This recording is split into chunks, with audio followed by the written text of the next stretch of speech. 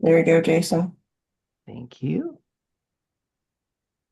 All right. Good morning. Good morning, everybody. Welcome to the Greater Hamilton Chamber of Commerce's Coffee and Conversation. Today is February 10th. Today, we're going to be talking about Hamilton, The Glow Up Continues, Part 1. We're going to be speaking with some of our leaders from our great city of Hamilton.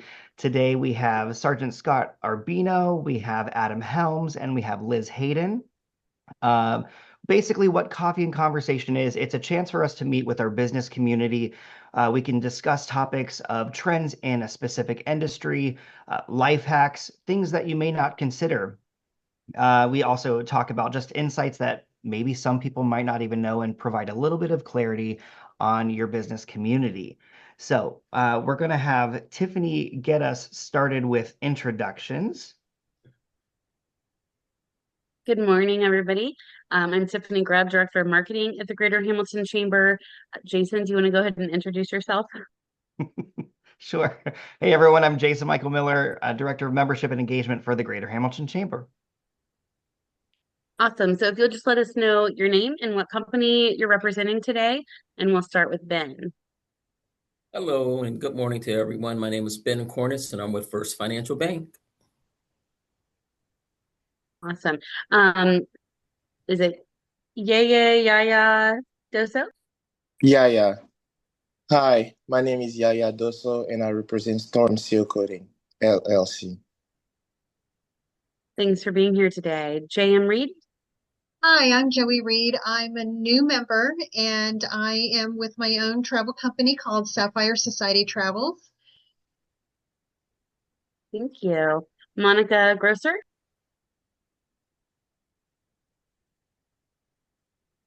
Hello. Hi, do you want to tell us what company you're with? Yeah, absolutely. So I'm with COPFCU, the Cincinnati, Ohio Police Federal Credit Union, and I'm new to the chamber. So thank you for having me today. Thank you so much for being here. Patricia Dawson? Hey, I'm Patricia Dawson. I'm with the Butler County Board of Developmental Disabilities. M. Bookout? Hi, I am Melissa Bookout. I am with Buck and Bee, and we are a mobile bakery and florist. Awesome. Laura? Hello, everyone. I'm Laura Merrill with the Greater Hamilton Chamber. Awesome. I think that's it. So Jason, who's gonna kick it off?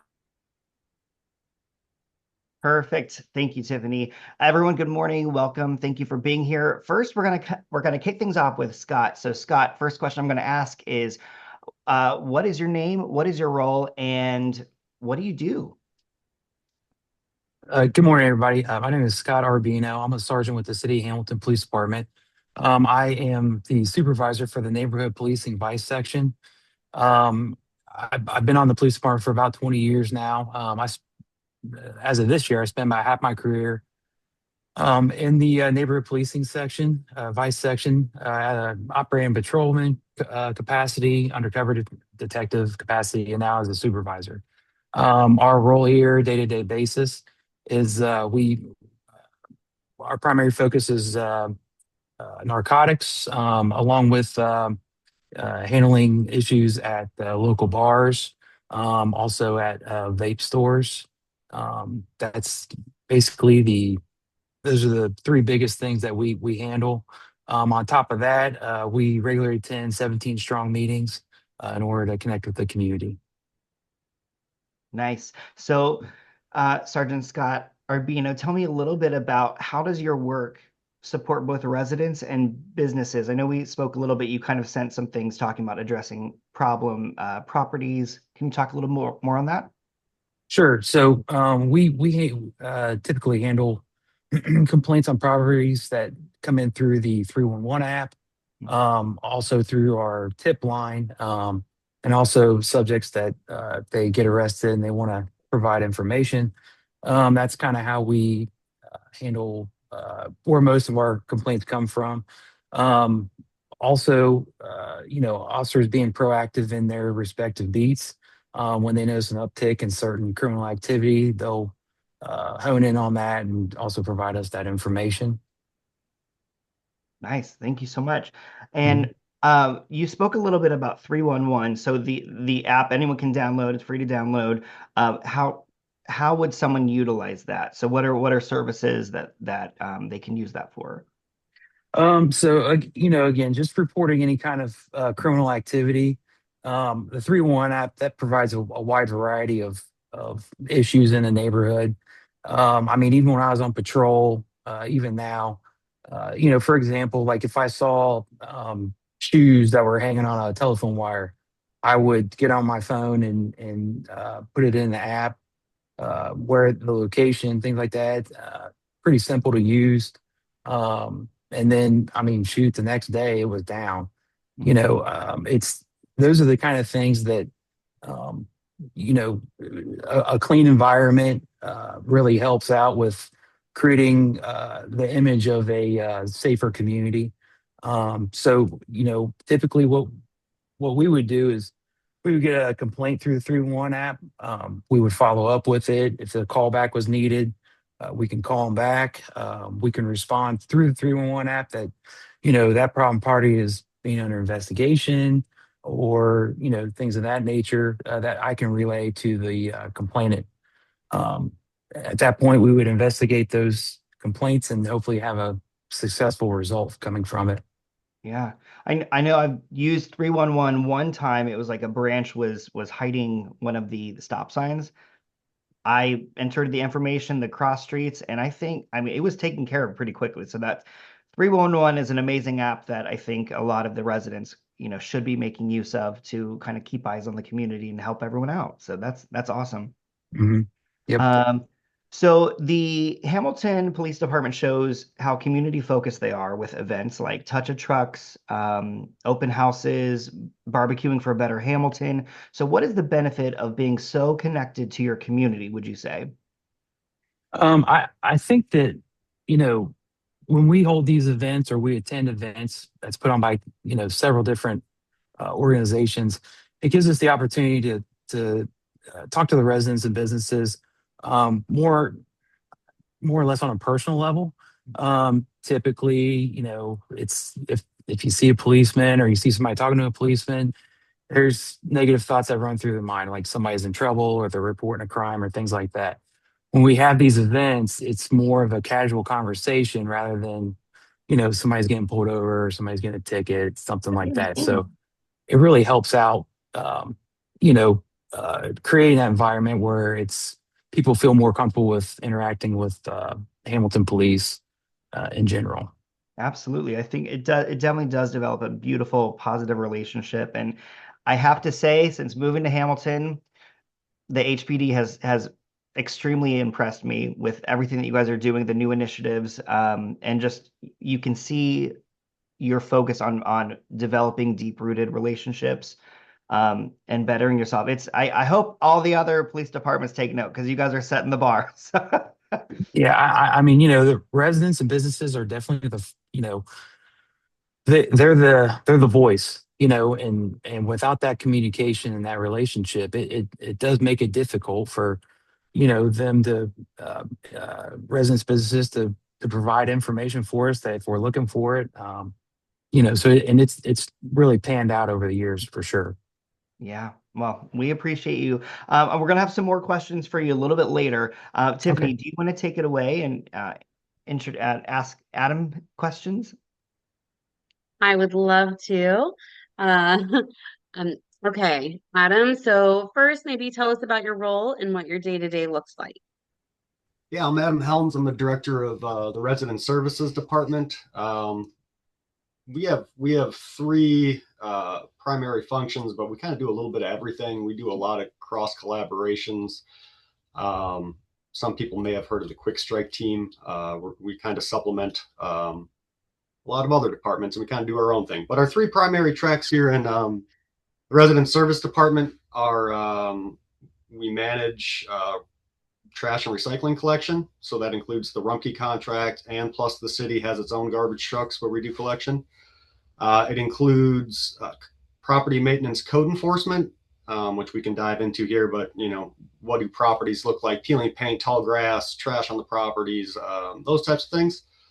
And then the third function is special events and River's Edge Amphitheater. We produce concerts at River's Edge.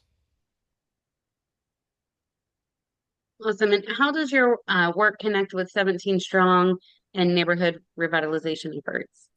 Yeah, so it's we've been working in concert with 17 Strong and the Department of Neighborhoods since the inception.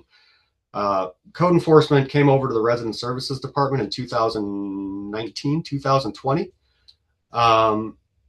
And we took a little bit different approach than we had in the past. The Department of Neighborhoods went out and did a audit or like a survey of the entire city, right? And they took pictures of all these properties, and they kind of gave them a grade, A, B, C, D, F.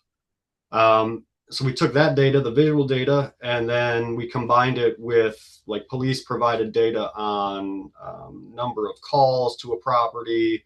We provided data on how many like 311 requests or tall grass requests we got, stuff like that. And then we kind of made a list of like, these are the properties that are causing some issues in various neighborhoods. So we've really the past few years tried to hone in on the properties, not bringing down neighborhoods, but maybe we're an eyesore, or people didn't make the neighborhood look the greatest, or didn't make people feel great. So we've started to focus on those properties and try to revitalize neighborhoods almost property by property.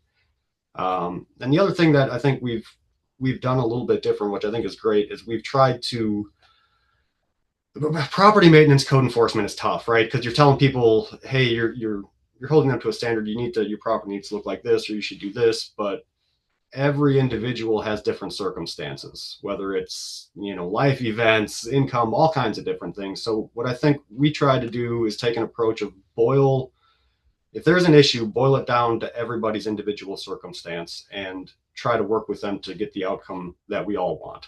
And it's about getting the outcome. Property maintenance code enforcement can be a very blunt tool. We have fines, we have citations. If you don't cut your grass, or if you don't pick up the trash, we can go that route. But we try to work with property owners to get what I call voluntary compliance. They do it on their own if we send them an order. And when we started doing this in 2019, the statistic of voluntary compliance did not exist. So we started tracking it. In 2019, we started out at 55% voluntary compliance, meaning about half of the people were, cleaning up the property or mowing their grass.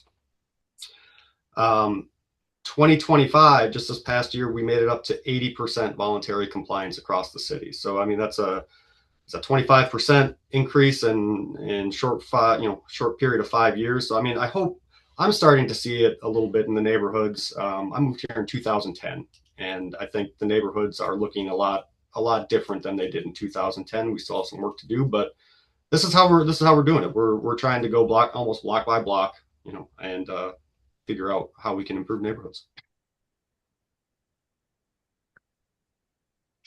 Yeah, I would totally agree with that. You can definitely tell a huge difference in every neighborhood for sure. And we all know that 17 Strong, also has made an impact on the local neighborhoods. What can businesses do to partner with you?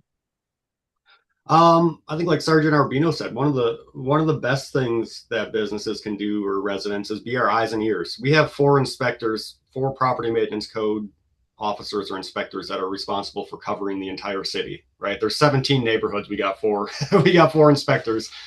So they go out and, they do their rounds and they check on things, but be the eyes and ears. If you see something, say something, use the 311 app. We go out and respond to that stuff usually the same day.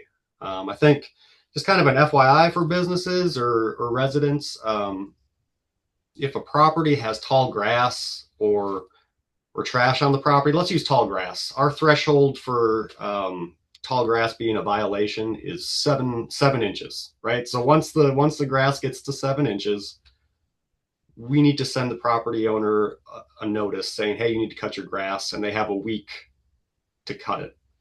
If they don't cut it within a week, then we'll come back out and cut it for them and charge them for that. But I think that's important to understand. Like, you see tall grass and you're like, how come the city's not making them cut this? Well, we have to due process. We have to give them a time window to cut it themselves. And like we talked about with voluntary compliance before, about 80% of the folks are doing that. So be our eyes and ears, help, just use the 311 app. That's probably the best way to get any issues to the appropriate person at the city. Awesome. And before we move on to Liz, I think one of the biggest burning questions for you, Adam, is what can we look forward to at River's Edge? And is there anything you can divulge on what's going to be on stage this summer? Well, I hope we try to keep this brief. We're going to do 17 total shows this year. 15 of them will be free. Big River Get Down will be coming back. That's the only paid admission event. That's with the Revivalists and the hometown guy, David Shaw.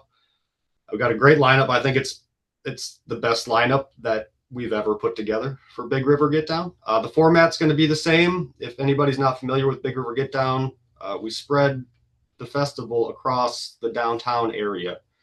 A traditional music festival format is to just keep everybody in one spot and keep all the business there. We are not a for-profit music festival. We are, River's Edge, Hamilton Community Foundation, the city.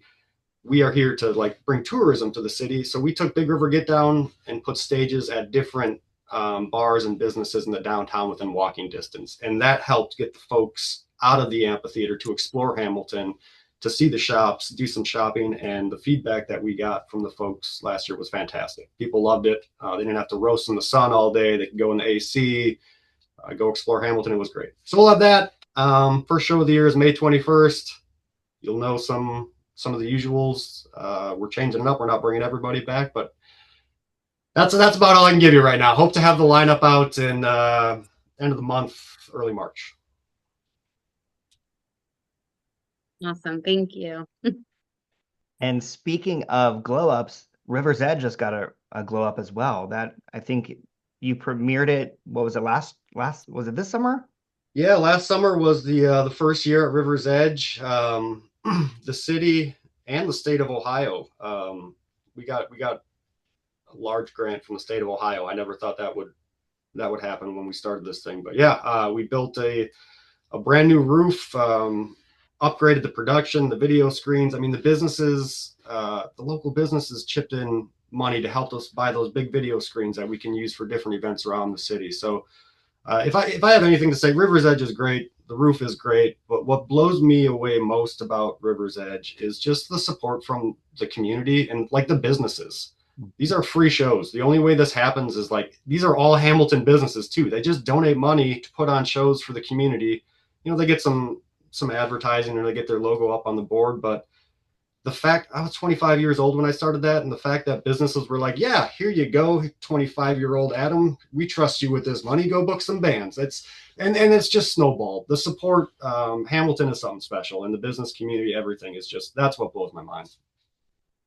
Absolutely. I love that. Now, while you were talking, we did get a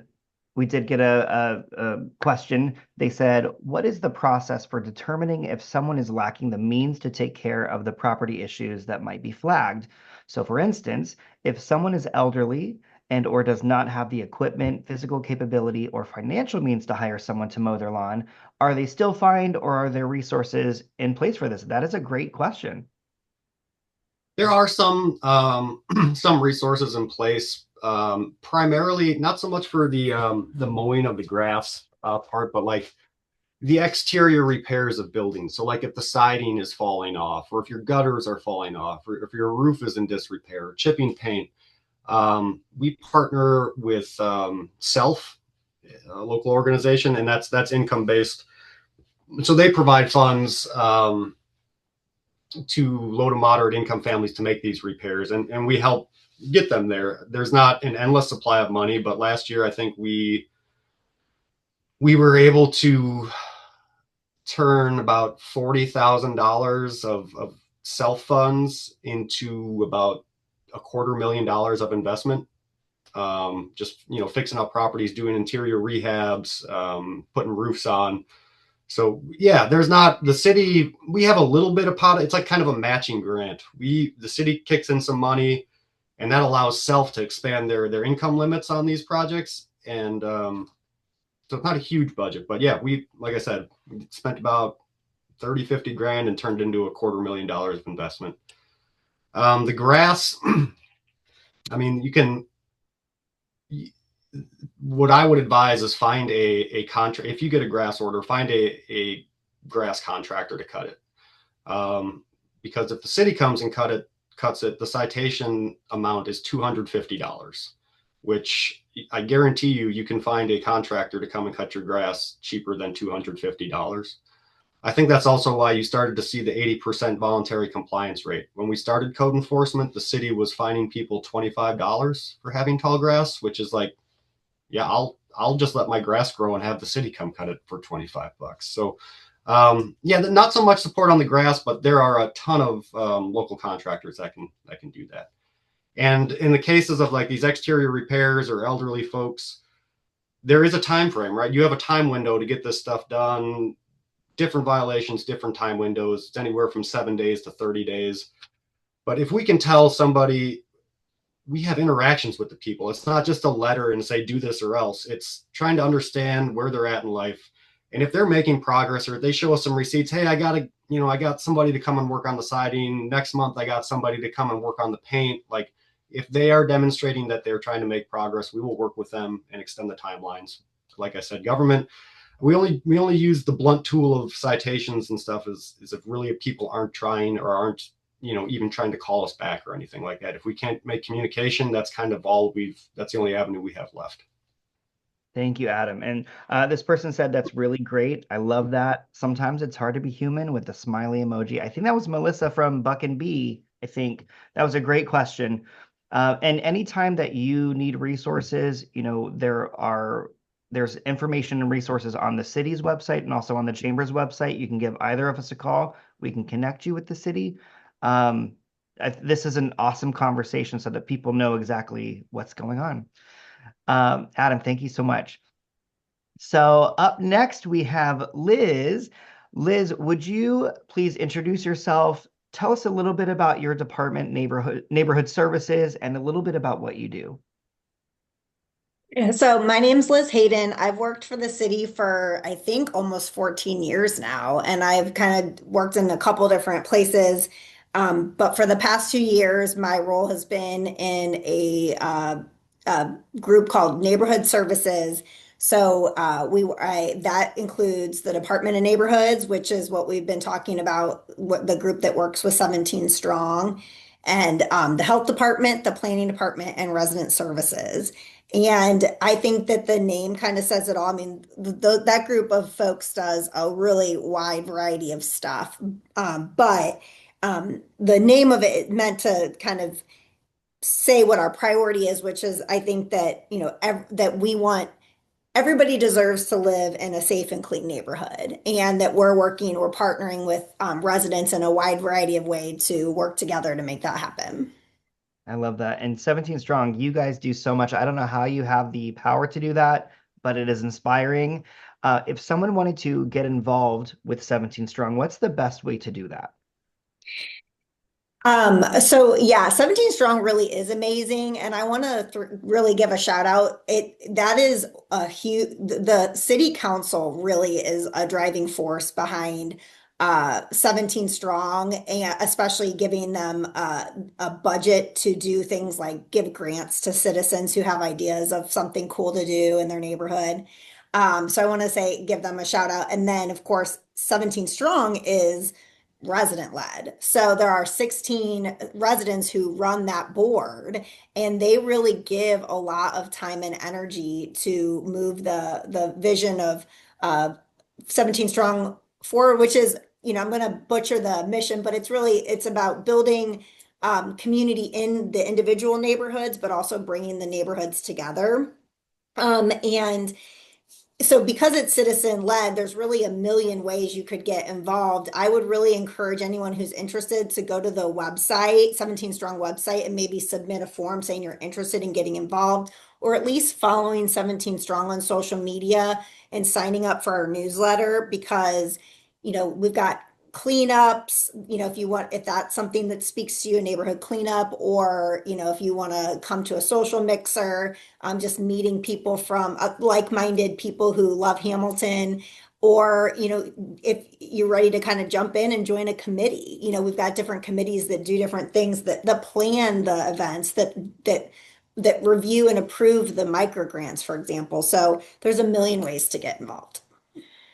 And thank you for mentioning the micro grants because I think those are so special because I know Tiffany Grubb, her daughter, I think utilized a micro grant to provide an event for Markham Park for the community. Yeah. Yeah. Yeah, she did a movie in the park, which we were excited because I think we had like 50 or 60 people that showed up for Moana, and it was awesome. Yeah. It's just really cool too. Everything about that is cool, but especially hearing, Tiffany, that it's your daughter. Like we have fifth and sixth graders we work with every year who have ideas, and we literally bring those ideas to life with nano grants. And then we have all, partnerships with that with high school students too. Like how cool is that our young people can have an idea and actually see it come to life in their own community. It really is exciting to think about how they view, how they can interact with their own community. Exactly. And I really don't know any other city that does that. That's another thing that makes Hamilton so special. And I thank you guys for being the driving force of making Hamilton so special in this glow up. Liz, I want to talk a little bit about developments. How do developments like the Schuler Benninghofen project help a neighborhood grow? Sure. Well, I mean, the Schuler Benninghofen mill is really kind of an exceptional project because the building is so big. You can do like 100 units there, but the idea is the same. Is that you know to have a vibrant community, you need to have people. People need to be there. And I know that sounds simple and silly, but when you get 100 new units of housing to support that business district, to the Lindenwold Business District, to be out and about in the community, I mean, that's catalytic. Build Back the Block has a similar but more scattered, objective of bringing units into our neighborhoods and building new single family and duplex homes, that kind of stuff, and on lots that used to have homes. But for that same reason, that vibrancy, bringing housing opportunities to the neighborhoods is kind of an anchor for community vibrancy. Yeah, I love that. And you did talk a little bit about Build Back the Block. Can we kind of expand on that? So I know it's building homes. What makes Build Back the Block so special for Hamilton? Well, I think Build Back the Block is exciting because, so I've been here for almost 14 years. And when we were really getting started, a lot of the focus was on downtown revitalization. And that's always going to be important. That it's not, I feel very strongly it's not an either or proposition. We have to do all the things at the same time, but you do have to start somewhere. And that ball is rolling. And so a few years ago, there was a commitment to really changing the focus into our traditional neighborhoods right around downtown. And you see that investment with the Department of Neighborhoods and 17 Strong, and with resident services, a lot of the stuff that Sergeant Arbino leads. It's not just that he's there for people to, reach out to when there's an issue. They're going door to door on East Avenue, talking to people, they're really proactive. So you saw that investment, but I really think that Build Back the Block is that next level commitment of like real big time resources to bring housing back where it was always meant to be, to, show, and, we're focused, Build Back the Block is starting with 12 new homes in the Jefferson neighborhood. I don't think there's been a new home built in the Jefferson neighborhood for 50 years. I mean, and it's a neighborhood that already has vibrancy, but it has a lot of struggles. And I think that seeing houses being built, there's now 4 under construction, is just such a highly visible testament to being like, this place matters. We're excited for the future, and we want to work with you as community to move this vision forward. We Success would look like that some of that they're going to be affordable houses. 7 of them of the first 12 are Habitat for Humanity houses. That success really looks like if people who already live in the neighborhood become homeowners through these. Like that would be so, so cool. So we're working on trying to bring that vision to life and ultimately try to build 100 homes in the neighborhood over the next 5 years, and then bring that vision to other neighborhoods as well. And one more thing, I know I've been talking for a long time, but it's rooted in housing, but it's not just housing. It's 17 strong, it's community engagement, it's adding new amenities to parks, it's investing in youth programming, it's paving roads, it's everything. I love that. It's definitely an exciting thing for Hamilton because I feel like we were kind of at a standstill with housing. So this is an amazing initiative that you guys are doing. Liz, I want to talk a little bit about a big upcoming event that the city is putting on in conjunction with 17 Strong, the Hamilton's Neighborhood Summit.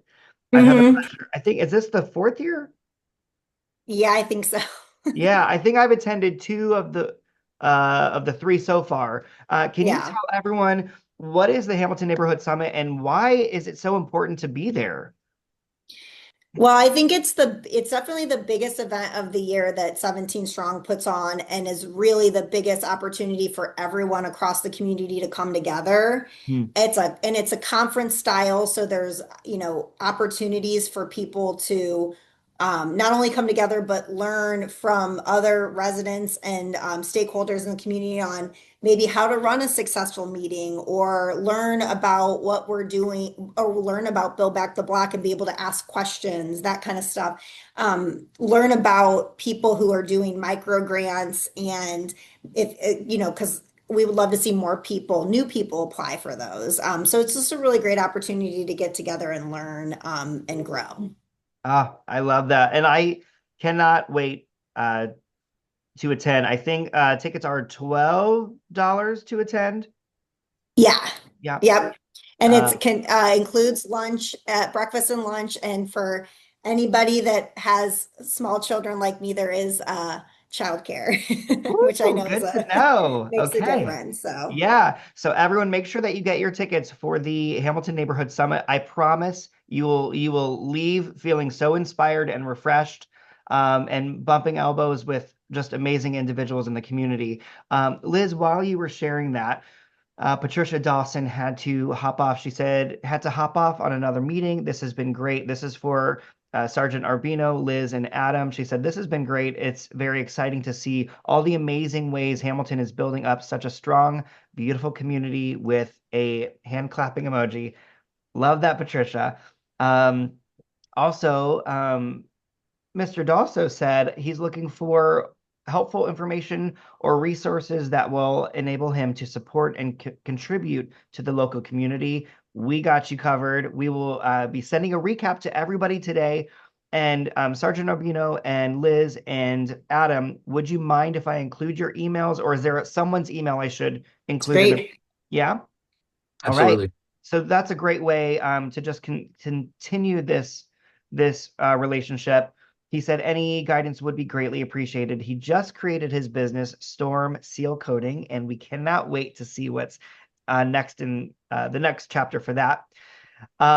So now we're at the point of the cross-panel discussions. And guys, keep in mind, for you out there watching on Facebook Live or on the Zoom call, if you have any questions that we can answer during this time, please feel free to do that. First cross-panel question. I've been waiting to ask this one. This for me is my favorite question. And I'll start with Liz and then go to Sergeant Arbino and then Adam. What's one moment in your work that reminded you why you do this?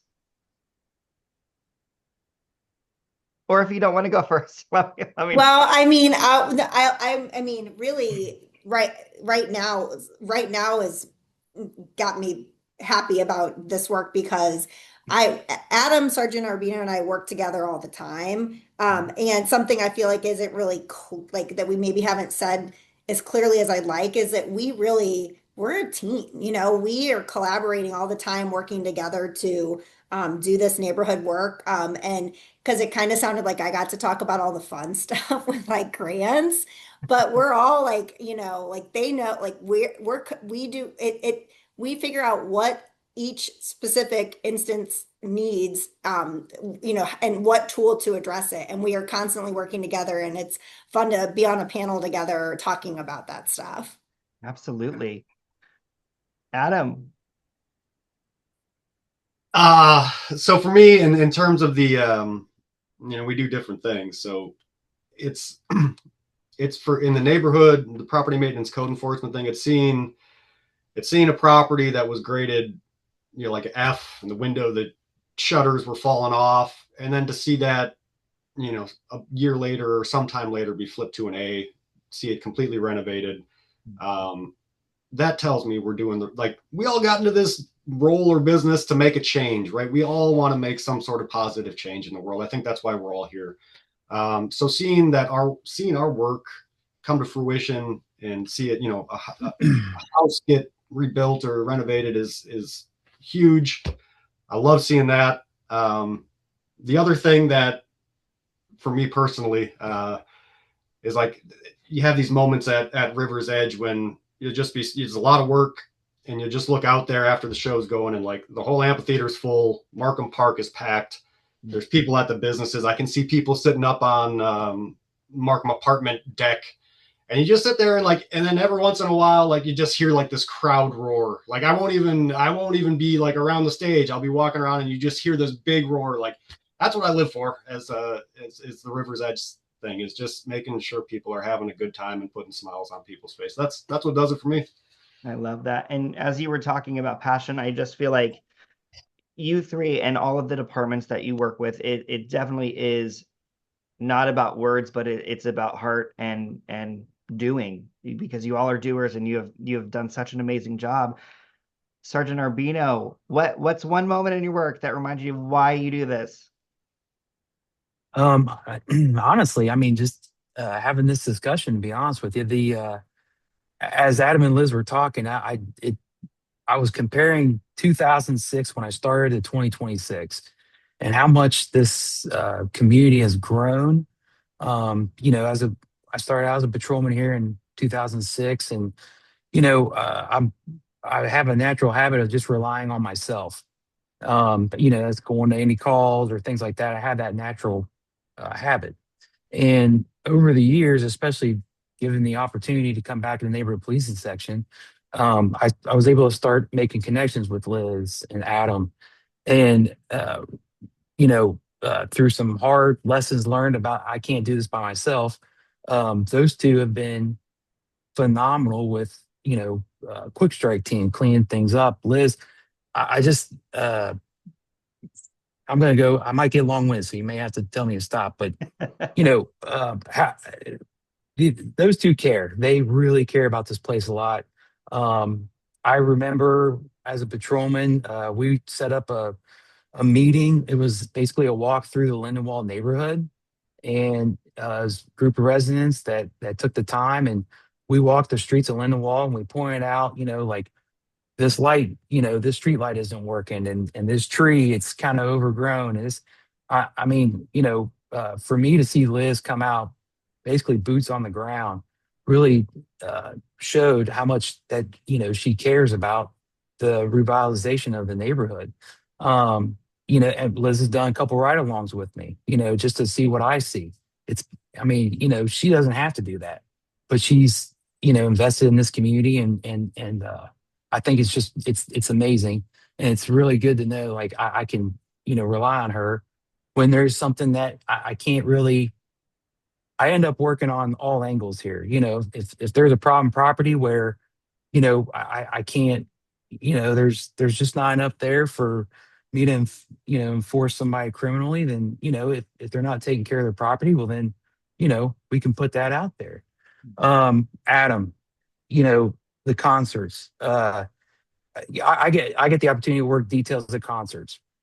And what really blew my mind, going back to 2006, and this isn't a knock on the city at all in 2006, but there's a lot of vacant property, especially on High Street, Main Street, not a lot of foot traffic, things of that nature. But the concerts really bring things, I mean, it just brings everybody together, not only in the community, but all over the world. He had Tyler Childers here one year. There were people from Germany that showed up just for that concert. And then another where I had a conversation with a couple of ladies. They were from Idaho and they wrote blogs on small cities, and they were telling me how great those concerts were, and the easy access to the the little local restaurants and things like that.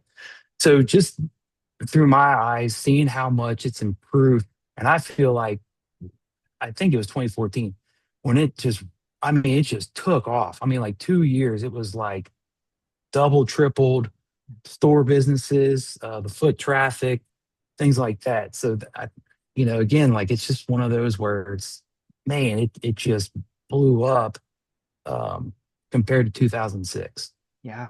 Well, and Sergeant Arbino, I also want to affirm too, at all of our community events, whether it's the Hamilton Flea that happens, kind of 5 months out of the year, Hamilton Pride, 4th of July, having the presence of the Hamilton Police Department is so appreciated. And seeing the officers that you staff on those events, they're not just, clocking in, they're actually engaging, and they are not only making it safer, but they are contributing to just the fun that everyone's having there. So we appreciate you guys. Sure. And, it's, how things develop for me is just I mean, I always have a process and I do things, but when you put it on paper and it's like, oh, okay, well, that's what I'm doing. So, this past year we've implemented community oriented policing where we're putting officers in permanent districts, permanent neighborhoods. And that's really going to strengthen the communication between the residents and the businesses and law enforcement. You're going to see the same officer on a day-to-day basis. I think that's phenomenal. I mean, it's a great idea. My perspective is that we know, those guys should get to know, and girls should get to know, like what cars are normally parked on a certain block. I mean, just from that aspect. So I think it's going to turn out great. It's a 2 steps forward, 1 step back process, but I'm really excited, especially with them connecting that relationship with community business and taking ownership of their district. Absolutely. Officer Daniels, the downtown strip. Yep. She takes the time to go into every business and to get to know everybody. Yep. And, thinking of just the warm welcome from Unger Bueller and Collins, you have such a great team. So we really appreciate you guys. Thank you. Thank you. Absolutely. You guys, so we probably only have time for maybe 2 more cross questions. So I'm going to select, and anyone can take this one. Why should businesses consider opening a location in Hamilton, Ohio? Go ahead, Liz. Adam, were you unmuting? You got something? I was going to unmute to tell you to take this one, Liz, but I mean, from my perspective, I will say this, that Hamilton, there are all kinds of reasons to open businesses in Hamilton, from proximity to markets, to the freeway, but like we have our own electric utility, so you can count on stable electric rates. It's a nonprofit electric utility. The services that the city provides. I mean, in the downtown, we're doing we call it Walgreens to Walgreens, Main to Eaton, or MLK Route 4 to Eaton. I mean, we run that route 3 times a day with 2 to 3 times a day with trash trucks, because it's a primary route in Hamilton. It's the most visible corridor, and we do other routes too. But like, we really care about the businesses. They pay everybody's salary. I mean, right? They bring revenue to the city. So like we care as a city, we care deeply about the businesses and our residents. My department is called Resident Services. We're just trying, like, I feel like we try harder than than most. I mean, maybe not every interaction you have, but I think like Scott said, there's so many people that care here. Apathy was apathy was our biggest enemy. Hamilton rallies harder than any other city I've seen. So like that's why. It's the people, it's the services, there's so many reasons. Yeah, agreed. Thank you, Adam. Liz, did you have anything you wanted to add to that? The only I would say, we have a follow-up conversation scheduled for March 10th, I believe, and I really think that it would be good to ask that question to that team because they could talk about some specifics. Because we know it's hard to open businesses. We know, I think that one of the things I've heard about Hamilton, I believe is true about Hamilton that I've heard is not true elsewhere, is that the business community collaborates here and works together better than other communities. I think, and everybody kind of feels like we're part of something special. And so I think there's a desire for everybody to all succeed and thrive.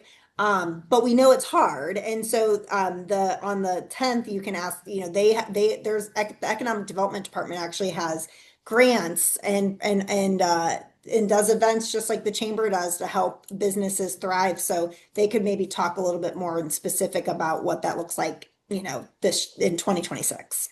Perfect. I definitely made note of that. So thank you for that. Last question that I want to ask, and this probably could be its own coffee and conversation. How can young professionals or creatives and artists living in the city of Sculpture, which, supports live performances, how can professionals, creatives, and entrepreneurs make a mark on Hamilton? I think you're totally right that can be its own coffee and conversation, and that you should have young people and creative people on there because as we talked earlier, I don't think any of us fit that young people box anymore. So, but I see it. I especially, it's a lot of different groups, but especially the folks that live in art space, gosh, they really get involved in a lot of different things and start different initiatives, speak up when something's important to them. It really is a good example of how creatives and young people and all the groups you mentioned can be a force for good and engagement in a community. Yeah, agreed. That was perfect, Liz. Anyone else want to add to that last question? I'm always looking for helping creative folks at River's Edge. Logan Walden is on staff now. Logan's painted some murals around town. Logan has an incredibly creative mind. He does all of our artwork. You're going to see some temporary art installations around River's Edge this year. If you are creative and want to get involved, we will try to find a spot for you. Volunteer, maybe paid. We have seasonal positions at River's Edge. If you're interested in learning how to run sound or lights or how a concert works, we have seasonal temporary positions for that. I think I have to double check, but I think the jobs are posted now. There are all kinds of ways to get involved. Perfect. And also shout out to Logan Walden. He makes such beautiful art that AI only wishes it could.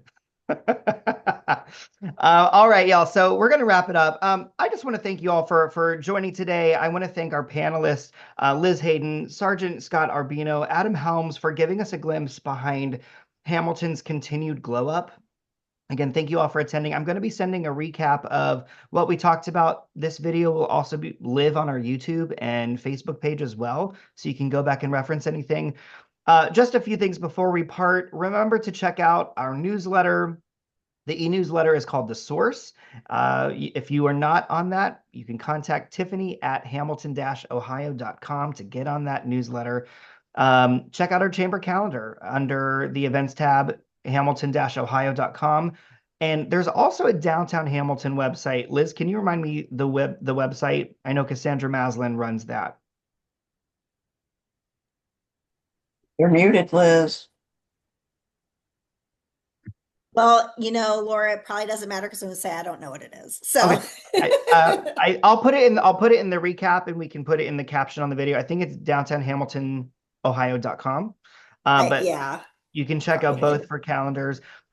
We have a ribbon cutting tomorrow celebrating Hamilton's bridal district. That's going to be a beautiful day at the courthouse on High Street. February 17th, we got a new message.